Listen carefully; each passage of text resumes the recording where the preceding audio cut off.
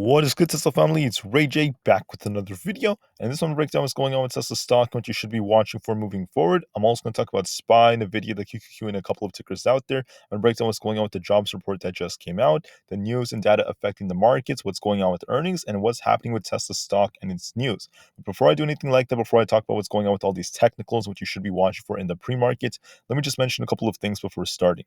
I am firstly not a financial planner, so make sure you take none of this as financial advice. And also, if you guys can, please check out the Webull link, which is down below and in the description. If you sign up for Webull, the link down below and deposit any amount of money into the account, you are guaranteed up to 12 free stocks. Now, friends, very soon. It ends in just about 2 weeks, so check it out before they run out. With that out of the way, let's get on with the video. All right, so looking at Tesla, we have a very, very nice accumulation structure right here. It's looking quite symmetrical, forming this double bottom with the nice divergence. And for now, it's looking like Tesla is showing some strength and this thing wants to just continue going. But the question is, will Tesla continue pushing, or is the market going to see a rug pull? What's more probable based off our setups? And I'm going to break that down in just a couple of minutes. But first, let's talk about all this data and etc. The US economy added 187,000 jobs in July. That is less than expected. And the market is also paying attention to this unemployment rate, which is 3.5%. So very mixed data. Unemployment was a little bit lower than what the forecast was, but the non-farm payrolls were a little bit lower than what the forecast was as well. So we had mixed data. The unemployment rate is basically suggesting that there's still strength in the job sector, but the non-farm payrolls is showing some weakness. So it's all over the place so far. The Fed will take a note of this, and so far the market ended up dropping when the data came out, but now it's trying to rebound, holding up quite decently. The Nasdaq 100 futures rose slightly as investors weighed in the big tech earnings, especially thanks to Amazon, and the market's holding up quite decently. To add on to this, just as a reminder, we had some earnings that came out in the morning, such as Fubo TV and Nikola, and just a couple of others, but nothing too significant or like that major for the entire stock market. So Nikola is currently down a little bit after some new talks about changes to the company.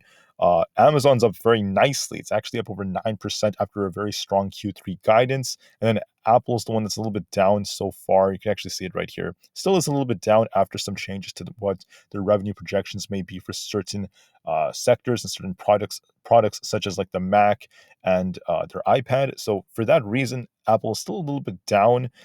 There was some declines expected for certain sectors going into the next quarter and beyond. And that's part of why it's sold off despite beating EPS and revenue. So we'll see how Aapl does.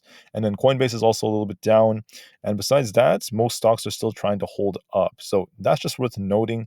I also want to mention that when it comes to things to remember about the markets, CNBC is mentioning that there's a lot to digest as we had all these big earnings coming out. We had some data dropping as well. And besides that, you win some, you lose some, right? That's really the truth about earnings. You can't always predict them perfectly, and unexpected things could happen. And the best thing to do is just react to what the charts tell us. Now, finally, let me just add that for Tesla, there has been a lawsuit about the range inflation. Basically, individuals are arguing that Tesla is exaggerating and lying about their ranges. We will see how this goes. This hasn't been the best of news. This was actually going on for a while. For the last week, this news has been coming out. So that's the reason why it may not cause Tesla to drop. But it was just recently filed, so that's what's making the headlines right now.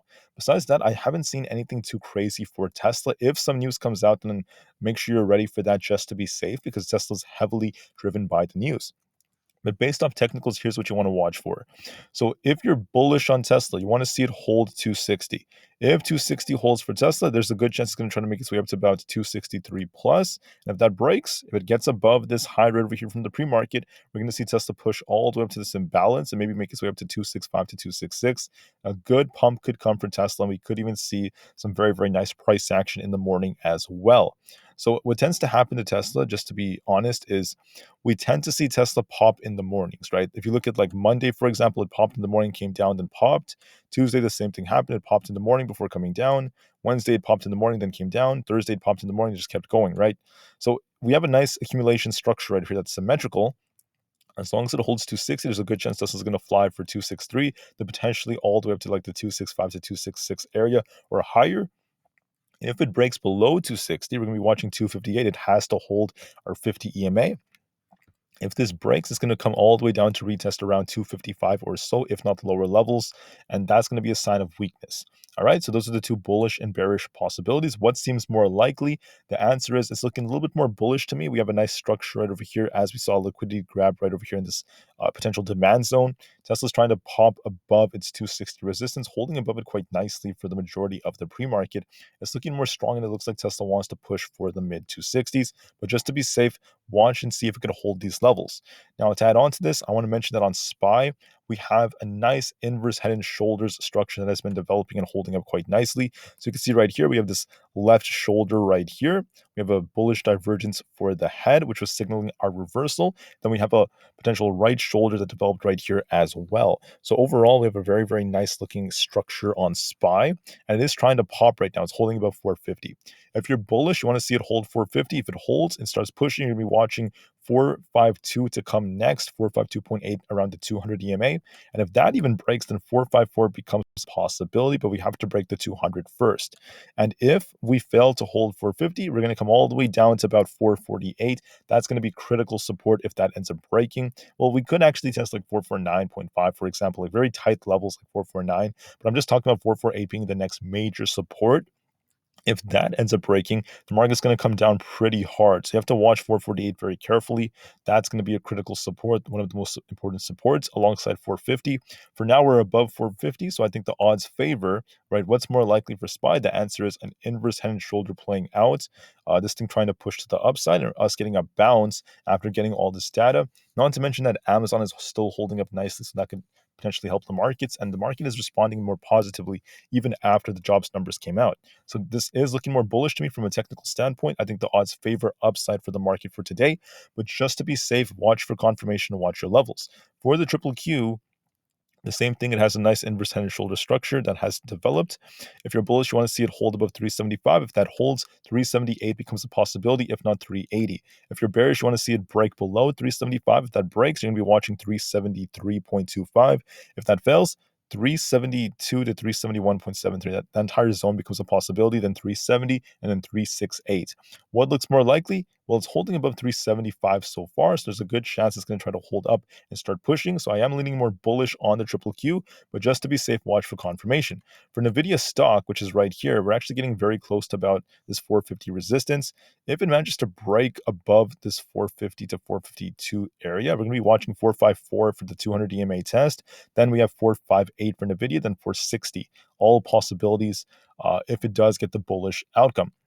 If you're bearish, you're going to be watching it break below 448 and come all the way down to about this important level around 444. If that fails, then 440 becomes a possibility, then like 436. In my opinion, from a technical standpoint, this looks more bullish. It looks like NVIDIA wants to get all the way up and hold above 450.